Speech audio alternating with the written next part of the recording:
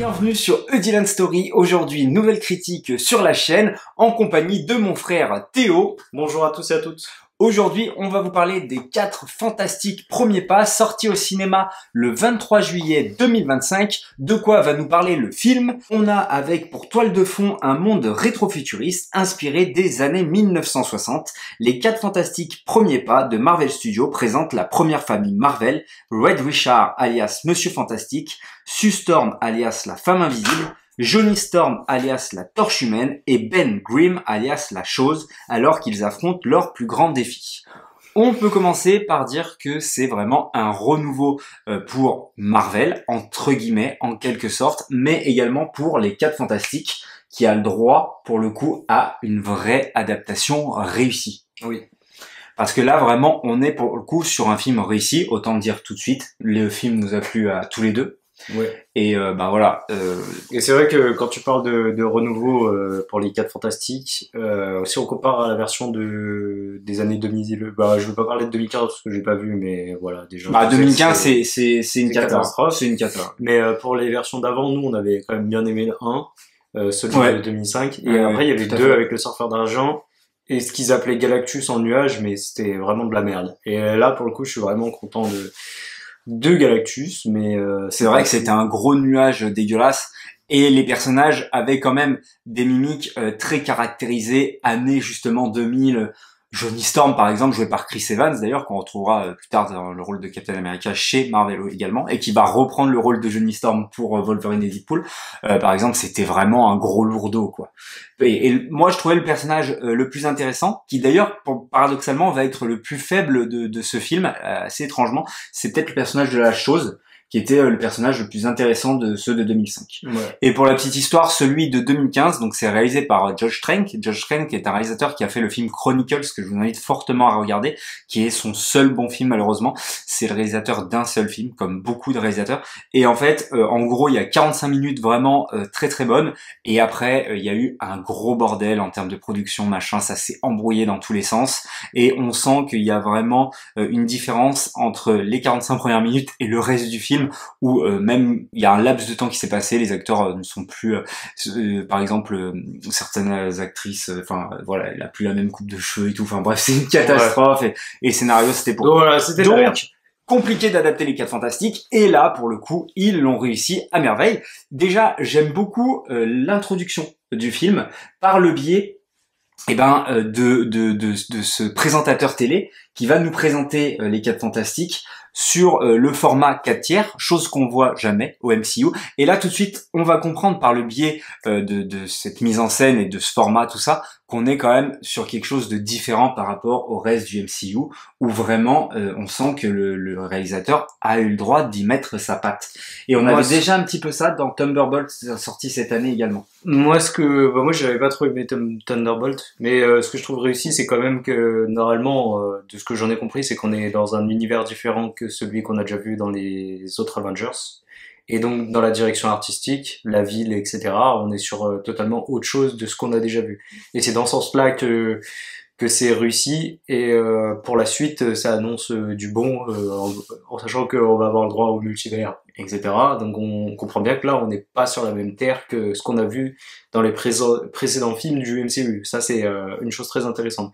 Après pour ce qui est de l'introduction, etc., des personnages, moi ce que j'aime bien aussi, c'est qu'on retrouve un peu ce qu'on avait eu avec le nouveau Spider-Man Homecoming. Il nous remonte pas ce qu'on a déjà vu, comment Peter Parker s'est fait piquer par l'araignée, etc. Et là c'est pareil, on nous remonte pas ce qui s'était passé dans la version de 2005, ça veut dire comment ils se sont transformés, etc. On en parle, mais rapidement, brièvement.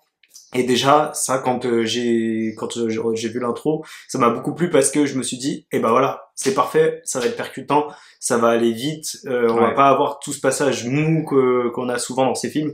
Et ce que j'ai bien aimé, c'est que je me suis jamais ennuyé avec les 4 fantastiques, le nouveau 4 fantastiques. Je suis totalement d'accord avec ça. Déjà, ce qui est bien comme tu dis, c'est qu'ils vont extrêmement vite, et c'est grâce au biais de ce montage qui va nous résumer en 15 minutes. Donc comme je disais en format 4 tiers, donc qui rappelle évidemment la télé cathodique de l'époque, hein, années 60, tout ça, le début de la télé, l'Amérique, tout ça, le format carré, et qui va nous mettre en scène les premiers pas des 4 Fantastiques et qui vont nous les présenter très rapidement comme étant déjà acquis par le biais du peuple de cette terre, comme tu dis en particulier, donc de cet univers-là, où les 4 Fantastiques ont déjà affronté plusieurs ennemis, d'ailleurs qu'on va présenter et on va faire des références, notamment l'homme taupe, qui est pour moi une véritable référence. On a directement pensé tous les deux, sans aller le voir ensemble, on y a pensé aux Indestructibles. Alors, est-ce que les Indestructibles avaient pompé sur un méchant du dessin animé de l'époque des 4 Fantastiques ou des comics? Peut-être, je ne sais pas. Quand tu regardes ou ça est l'inverse. Quand tu regardes les Indestructibles, les pouvoirs c'est les mêmes qu'il y a sur les 4 Ah oui, Fantastiques. c'est grandement inspiré des 4 Fantastiques. Je pense qu'il y en a un qui s'est inspiré de l'autre. Brad Bird a peut-être voulu faire son 4 Fantastique à l'époque et c'est pas improbable, hein. Franchement, ça se ressemble vraiment beaucoup. Et donc, ce qui est marrant en plus, c'est comment on montre ça, c'est un petit peu en mode carton-pâte. Tu sais, on les monte dans ce vaisseau, mais très rapidement et par un montage très rapide. Et je trouve que tout de suite, on comprend qu'on est dans un univers rétro-futuriste. Et ça marche à merveille. Cette ville marche à merveille. Et l'introduction des personnages, on est tout de suite en adéquation avec eux. On les supporte et on les aime comme les habitants de cette ville, de cette planète qui les adore, tout simplement. Et c'est très très fort pour ça. Il y a autre chose aussi, c'est on voit beaucoup de films avec des vaisseaux, etc. Enfin voilà. Là, du coup, leur vaisseau, je le trouve vraiment iconique. Quand je pense aux 4 Fantastiques que j'ai vus là récemment, c'est vraiment, j'ai vraiment le vaisseau en tête parce qu'il est vraiment top. Et même si on passe directement sur le passage vers l'hyperespace, etc. Là, c'est un peu plus du détail, mais c'est vraiment bien fait. J'étais vraiment surpris dans la façon dont il voyage dans l'espace, parce qu'on peut s'entendre un saut vers l'hyperespace en sachant que maintenant, comme tu le disais, Star Wars ça appartient à Disney, Marvel. Ils auraient pu essayer de faire un espèce de jeu comique machin. Il y a pas tous ces trucs, toutes ces lourdeurs, etc. C'est aussi pour ça que c'est un bon renouveau du Marvel. Après, ça reste un film de super-héros. Ça veut dire que on a les super-héros, on a le méchant doit être vaincu, le méchant est vaincu. Voilà. Sur la base, c'est toujours la même chose. Mais par contre, il y a des choses qui sont très intéressantes. Comme tu disais, où ça change par rapport au MCU, etc. Et on comprend aussi les enjeux qui nous mettent, notamment par le fait qu'avec la direction artistique, je le répète encore une fois, mais qui nous montre un monde différent de ce qu'on a déjà vu. Et donc là, on comprend qu'on est dans un autre univers. Et ça, en fait, c'est ce qui est top. très appréciable, c'est que il n'y a pas les blagues potages toutes les 3 secondes qui viennent désamorcer un petit peu comme le reste du MCU. D'ailleurs, dans Thunderbolts, il y avait des blagues un peu balourdes, mais ça allait avec les personnages. Ça ne va pas à l'encontre des personnages, et donc c'est un petit peu plus appréciable. Mais là, pour le coup, encore une fois, tout est fluide. C'est-à-dire qu'on va pas passer 10 ans à dire les 4 Fantastiques, ils ont un vaisseau, pourquoi machin? Non, les 4 Fantastiques, ils ont un vaisseau, point barre. Ils arrivent, en fait, ils ont un vaisseau. C'est comme si c'est très très appréciable. C'est comme si c'était le 2. Je sais pas comment dire. Oui, comme si ça on avait toujours, déjà eu... on connaît Et du par coup, cœur. ça c'est comme c'est très bien parce que tu passes pas par toute cette phase où ils vont t'expliquer comment ils vont aller dans l'espace. Et moi, direct quand je suis arrivé, j'avais peur de ça. Et j'ai vu que ça allait super vite, ça commençait, hop, ils disaient, on a ça. C'était direct les 4 Fantastiques. Et du coup, je me suis dit, en fait, c'est génial et tout. On prend même le temps de t'introduire des méchants qui battent, comme on le dit. Très très rapidement. Très rapidement, mais c'est un peu fun et tout. Ouais. Et j'avais retrouvé cette structure-là, d'ailleurs, dans le jeu Spider-Man de PS4. Mais j'en dis pas plus. Et j'avais adoré ça. Parce que tu vois, on passe des trucs qui sont intéressants. Qui vont vite. Voilà. Et donc, ce qui est appréciable, c'est que oui, le film a des références par moment. Comme le disait mon frère, la scène de l'hyperespace. Donc, à un moment donné, ils vont aller dans l'espace et ils vont passer en hyperespace. Mais alors, on comprend tout de suite la référence. Mais le film, le réalisateur ne prend pas pour un imbécile. C'est-à-dire qu'il sait que tout le monde va comprendre cette référence. Et donc, il n'y a aucun personnage qui est là en mode « Allez, on passe en hyperespace !» Non, il n'y a pas besoin de le dire. Et du coup, ça fait que c'est fluide et c'est appréciable. Et en plus, c'est magnifique. En plus, c'est bien foutu. C'est bien foutu. Encore une fois, la DA du film, elle est trop bien. Tout ce qui est CGI, les trucs un peu faits à l'ordi, etc. Moi, je suis un peu plus réticent maintenant parce que je regarde de temps en temps des bons films des années 2000 où c'est des costumes, c'est pas tout fait à l'ordi, etc. Mais là, pour le coup, il y a un mix des deux. Ouais. Là, pour le coup, c'est vraiment ça sert à l'image et ça sert notamment aussi pour le grand méchant du film, Galactus, où on voit toute sa grandeur dans le vaisseau, etc. Donc parlons-en de Galactus, et du coup, oui. On peut commencer par là, hein. Après on parlera un petit peu des 4 fantastiques, on développera, mais commençons par ce méchant. Qu'est-ce que t'as pensé du coup de Galactus, qui est en plus, petit spoiler, son préféré personnage Marvel, hein, je pense, même tout confondu, soit héros ou méchant. Je sais pas, en fait j'ai toujours aimé sa prestance, tu vois, enfin voilà, j'avais regardé aussi sur Disney, il y a la mini-série en dessin animé, etc. Donc le personnage est super bien respecté, même par rapport aux comics, en gros, il doit dévorer des mondes pour survivre. Et qu'est-ce qu'il y a d'autre aussi? Il peut faire en sorte de ne pas dévorer un monde sous peine d'avoir un esclave qui lui sert, et ça on comprend dans le film assez rapidement. On parle pas assez peut-être de la surfeuse d'argent, mais par contre Galactus, on comprend bien ce qu'il est. Pourquoi il veut s'en prendre aux 4 fantastiques aussi, c'est génial.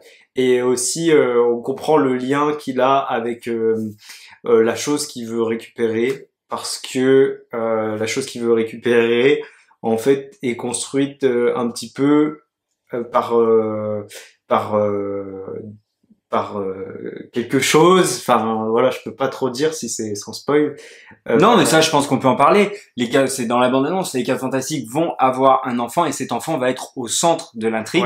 Galactus ne veut donc il a un dilemme, soit il dévore la Terre, soit les 4 fantastiques leur livrent leur enfant qui a un pouvoir cosmique énorme par le biais des radiations qu'ils ont pris, les 4 fantastiques, avec lequel ils ont eu leur pouvoir. Et donc le dilemme est posé. Et ces radiations justement, elles sont cosmiques. Et Galactus il est cosmique aussi, donc c'est pour ça que ça peut être la personne suivante, l'enfant, qui va devoir récupérer sa place, parce que c'est une peine pour lui de devoir manger à chaque fois, de nourrir. Et du coup, est-ce que t'as aimé ce Galactus ou pas?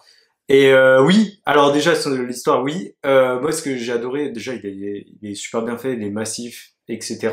Il a son design. Le vaisseau aussi, je l'ai trouvé incroyable, parce qu'on avait un vieux nuage tout pérable. Justement, le vaisseau, et le vaisseau, j'avais l'impression que c'était un mix des fameux nuages de l'époque. Oui.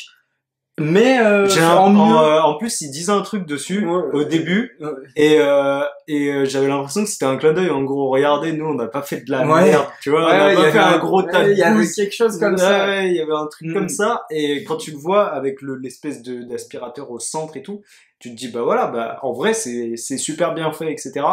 L'intérieur du vaisseau aussi, bah là où on va voir Galactus pour la première fois et tout, j'ai trop kiffé, vraiment c'était trop bien. Après qu'il soit connecté avec des espèces de tuyaux là pour alors le design, parlons-en du design, parce que justement moi c'est ce que je me demandais aussi, c'est que comment tu montres qu'il est en train de manger des planètes, genre il prend la planète, il non mais ça c'est bien fait, et justement le fait qu'il connecte ces tuyaux avec le vaisseau qui aspire la planète, c'est vraiment top, ça, c'est vraiment bien fait. Tu comprends par quoi il survit.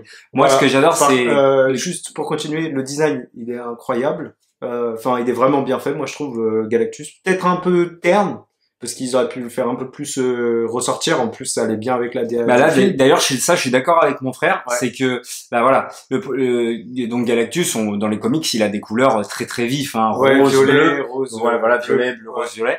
Mais c'est un violet bien pétant. Je sais pas, il y a un espèce de des couleurs de polissage avec vous savez, l'étincelle là. Ouais. Qui ressort un peu. Et je trouve que ce design-là, bah, elle est super bien avec la DA du film, et ils ont préféré faire quelque chose de plus terne, comme il dit mon frère, plus réaliste, plus sombre, plus réaliste, et bah peut-être plus menaçant aussi, hein, le fait qu'il soit vraiment une ombre gigantesque. Et donc c'est vrai que ça marche, mais pour moi ils auraient pu tout aussi bien le mettre avec ses couleurs pop, on va dire entre guillemets. Par contre, faut que je le vois en version originale. Toi, tu l'as vu certainement en version originale. Je l'ai vu en VF. Tu l'as vu non, je l'ai vu en français, je crois. Et ben, je l'ai vu en français. Moi, il n'y a pas eu de problème. J'aime pas trop sa voix. Ah ouais, moi, ça m'a pas dérangé.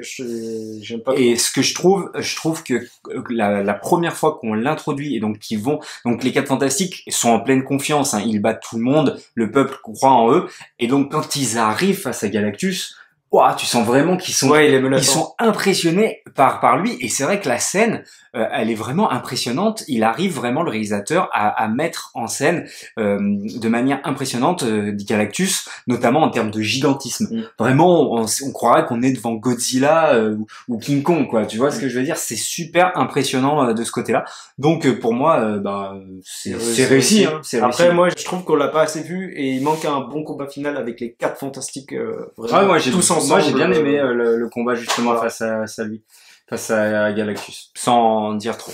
Ouais. Après, il est vraiment stylé. du coup, Et le vaisseau sert à rien. bah si, bah du coup l'introduire et on sait à quoi sert le vaisseau, pour qu'on Ouais, mais comprenne est-ce que, comment il dévore les planètes, etc. on aurait pu voir faire un peu plus. Moi, je sais pas. Moi, ça m'a pas dérangé. Et le tant que vaisseau ça. est toujours devant la Terre, hein, pour le moment. On va juste parler donc des autres personnages. Donc on a la surfeuse d'argent, qui est interprétée par Julia Garner, qui est pour moi l'un des personnages les plus faibles, les moins réussis.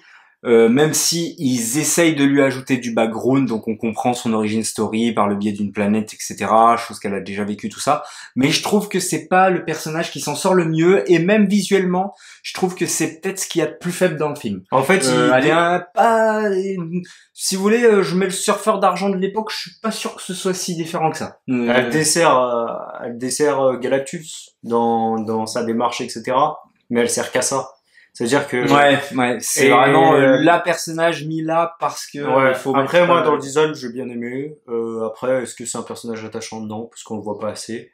Mais la différence qu'il y a avec l'ancien 4 Fantastiques, c'est que j'avais l'impression que le méchant entre guillemets, parce que c'est pas vraiment le méchant principal, on voyait plus le surfeur d'argent que Galactus à l'époque, et c'est pour ça que ouais, alors que là quand même il y a un entre deux, parce qu'il y a de longues scènes où elle est pas là, hein, vraiment, ouais, elle est là que par bride, hein. Ouais. Donc voilà. Après bon c'est voilà, mais en même temps c'est ce qui fait aussi le charme du film, parce que comme le disait mon frère, c'est un film qui va extrêmement vite, on ne va jamais s'ennuyer, mais c'est grâce aussi à sa durée. Il ne dure que 1h55, donc avec 10 minutes de générique de fin, ça fait 1h45, et c'est tout à leur honneur, ça aussi, d'être revenu sur un format moins de 2 heures, et ça c'est agréable, bordel, on n'a pas besoin de faire des films de plus de 2 heures de super-héros, bordel. Et ça c'est top du top. Alors peut-être que du coup, il y a certains personnages qui en pâtissent, mais dans sa globalité, le scénario n'en souffre pas tant que ça. Et puis après, qu'est-ce que tu veux dire de plus sur ce personnage en soi? Non, mais parce en plus, ils prennent le temps malgré tout de lui mettre un petit background. On aurait pu un peu plus la voir en mode elle essaye de se battre contre les 4 Fantastiques, etc. Mais en même temps, ça va pas trop avec le personnage finalement de se battre contre les 4 Fantastiques quand tu regardes comme ça. Parce que elle veut juste accomplir son truc pour sauver, pour non, mais en plus, les elle a des scènes pertinentes, notamment avec Johnny, il y a des scènes jolies, tout ça. C'est la première fois qu'ils se rencontrent. Moi, je préfère qu'on coupe des scènes plutôt que de voir, comme on voyait à l'époque, le surfeur d'argent comme ça. Il parle pas, il fait rien. Ah, c'est bon. Donc on enchaîne avec l'acteur qui se nomme Ebon Moss Bachrach, si je prononce bien, qui va jouer la chose et qui est pour moi le second personnage, alors peut-être pas autant que la surfeuse, mais c'est celui qui a le moins de développement, je dirais, des 4 Fantastiques. Personnellement, j'ai trouvé que c'était celui qui était le plus en dessous, notamment, je pense à la version de 2005 où c'était le personnage le plus développé. Là, on lui met des scènes, notamment d'alchimie avec le bébé. C'est quelqu'un qui va pas mal interagir avec le bébé. Un petit peu avec Johnny Storm, chien et chat, frère, comme des frères qui se chamaillent, voilà. Et on va essayer de lui mettre un petit peu cette histoire naissante d'amour avec un personnage, donc le maîtresse d'une école. Mais c'est vraiment des petites scènes, hein. C'est très très très rapide et on va pas trop s'attarder sur le fait, comme on s'attardait beaucoup encore une fois sur celui de 2005, le fait que c'est vraiment un handicap pour lui qu'il ne soit plus un homme et qu'il soit tout le temps de pierre, etc. En parlant de ça, c'est intéressant ce que tu dis parce que j'ai trouvé que l'homme élastique et du coup la femme transparente, je sais plus comment elle s'appelle d'ailleurs, j'ai trouvé beaucoup plus mise en avant, mais ça sert Suzy Storm, toi tu parles. Ouais, ça sert aussi le propos du film pour l'enfant, mais par rapport au 1, et je reviens du coup sur le combat final de Galactus à ce moment-là, par rapport au 1, donc qui concerne pas Galactus, mais je trouvais que les 4 étaient beaucoup plus complémentaires Et quand ils essayaient de sauver quelque chose, etc., ils travaillaient vraiment les quatre ensemble. Et c'était vraiment les quatre fantastiques. Tandis que là, il manque un petit truc pour dire c'est les quatre fantastiques qui travaillent ensemble. Ah ouais, moi je Je suis trouve pas, que moi je suis pas c'est d'accord. plus un par un et on voit pas tous ensemble faire quelque chose. Par exemple, je Bah pense au moi je camion de suis pas pompiers qui est d'accord avec sauvé. toi parce que juste, alors, je suis d'accord avec toi sur le 2005 où ça c'est vraiment beaucoup mis en avant. C'est souligné, ouais. Ouais, c'est beaucoup mis en avant. Moi je trouve que dans celui-là, c'est justement chacun a son moment à lui comme tu le disais. Et à la fin, avec cet affrontement contre Galactus, eh ben, ils font en sorte que, bah, ensemble, ils Ouais. réussissent à vaincre. Ben moi, j'ai pas trouvé que c'était Ouais, trop on ensemble. est C'est pas- ensemble, mais c'est individuel. Ok, ok. Voilà. On va enchaîner ensuite avec du coup Johnny Storm, le frère de Sue Storm, qui est joué par Joseph Quinn, bah que j'ai adoré. Tout simplement, c'est l'anti Johnny Storm beauf de 2005 quoi. C'est vraiment un personnage là pour le coup, il est vraiment cool, mais dans le bon sens du terme quoi. Et c'est quelqu'un de ouais beau gosse, mais qui est sûr de lui etc. Mais qui a un bon fond quoi, qui a des blagues, qui essaye de tout faire pour sauver et aider sa famille quoi. Tu vois ce que je veux dire? Mhm. Moi j'ai vraiment adoré. Vraiment j'ai adoré le Joseph. La torche humaine. Ouais, la torche. Bah enfin oui, la torche Ouais. humaine. Johnny Storm quoi. Après moi, celui que j'ai bien kiffé surtout, c'est Pedro Pascal avec Bah, on va y l'homme venir. élastique. On enchaîne ensuite bah, avec sa sœur Et du la coup, femme qui est Sue Storm, Vanessa Kirby. Vanessa Kirby, hein, qui est une actrice incroyable qu'on a Ouais. pu découvrir avec The Crown, que je vous invite fortement à regarder, une série excellente. Et vraiment, bah, elle est top du top et elle forme un couple incroyable avec Ouais. Monsieur Fantastique du coup, qui est campé comme tu le disais par Pedro Pascal pardon, et le duo d'acteurs. Bon, de Bah, en toute fait, façon, les deux, Pedro Pascal, c'est top. Et les personnages, je les trouve vraiment bien. Et je préfère, justement, c'est bizarre, mais je préfère personnellement l'homme élastique et la femme invisible de ces quatre fantastiques que celui de 2005. Et par contre, c'est le contraire. Je préférais la chose et la torche humaine de oh 2005. non, la torche et humaine, pas- elle est horrible de 2005. Moi, j'aimais bien. Elle est beauf et tout, elle est, J'aimais bien. elle est énervante, celle de Ouais. Chris Evans. Là, vraiment, il a un vrai côté héroïque, quoi. Tu sens vraiment qu'il a un bon fond, le gars, au moins. Ouais, mais non. Et la chose, je préfère celle de 2005 aussi, mais pas, au niveau du design, là, elle est parfaite, par contre. Là, il y a rien à dire. Il aurait C'est fallu celui des dessins animés, en fait. ouais, c'est ça, des comics surtout. Enfin, voilà. Après, elle était bien faite, hein, quand même. Mais par contre, 2005. Monsieur Fantastique et Sue Storm, c'est incroyable quoi. Enfin, Vanessa Kirby et Pedro Pascal, ça va merveille. Pedro Moi, je trouve Pascal qu'il y a d'ailleurs vraiment une évolution. qu'on a pu voir hein, notamment par exemple dans Game of Thrones ou encore dernièrement pour The Last of Us. Mais c'est un acteur qu'on va voir de plus en plus, j'imagine, parce que vraiment, il a énormément de talent, il a un charisme. J'ai l'impression qu'il peut vraiment tout jouer quoi. Et j'aime bien. Alors, est-ce que t'as bien aimé ce dilemme que les deux personnages rencontrent et dont on appuie un petit peu dessus avec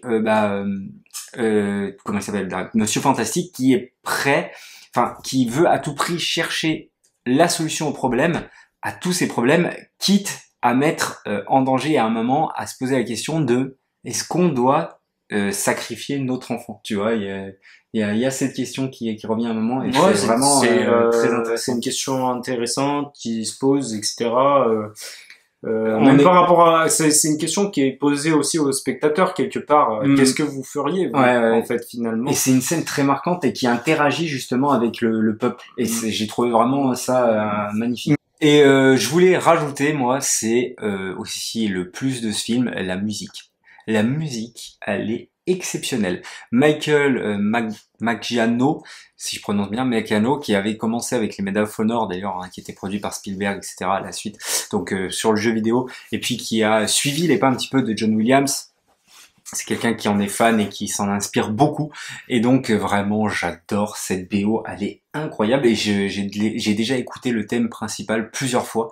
Je trouve vraiment magnifique. Voilà, avec ce corps à la fin ensemble qui...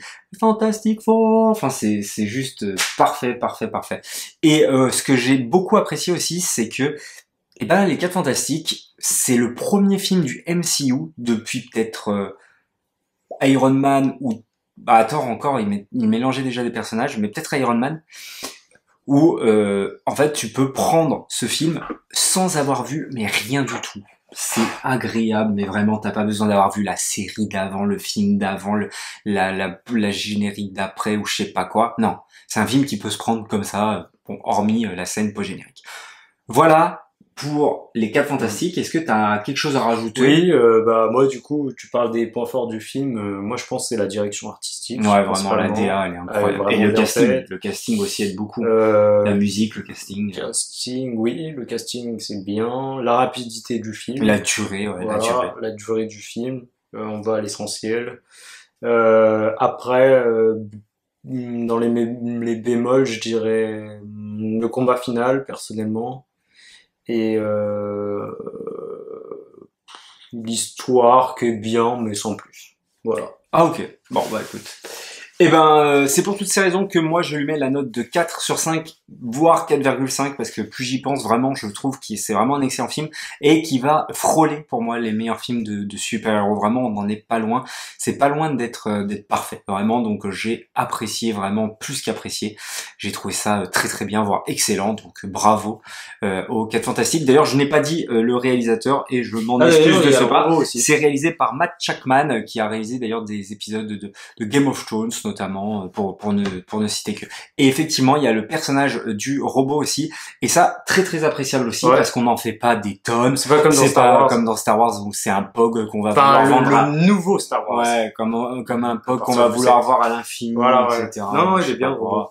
Non, c'est très bien. Ouais. Parfait, personnage, voilà, qu'on n'en fait pas des tonnes non plus. Et ben, moi, je lui accorde la note de 3,8. Ouais, bon, t'es entre 3,5 et 4, quoi. Comme moi, je suis entre 4 et 4,5. Ouais. Bon, je comprends. C'est ça.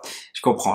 Donc, j'aurais aimé en voir un peu plus. Mais c'est parce que j'aime trop Galactus aussi, donc, moi, je lui mets surtout 4 parce que les scènes post-génériques, c'est de la merde. Ouais. Surtout la dernière. Surtout. Ne restez pas pour la dernière, ça sert à rien. Ça sert à rien, voilà. Mais vraiment, pour le coup. Voilà, je pense qu'on a fait le tour. Avant, elle sert pour la suite, je pense. Ouais. Bon. Après, il y a un débat là-dessus. Pour ceux qui n'ont pas Twitter, voilà. Pour ceux qui veulent voir. Bon, on va pas spoiler. Voilà. Likez, partagez, abonnez-vous. Merci de lâcher un commentaire et nous dire qu'est-ce que vous avez pensé de la vidéo, et vous, qu'est-ce que vous avez pensé du film également. Oui. Et puis, j'aimerais bien savoir, ouais. Et puis nous, on se dit à la prochaine pour une prochaine histoire. Allez, salut!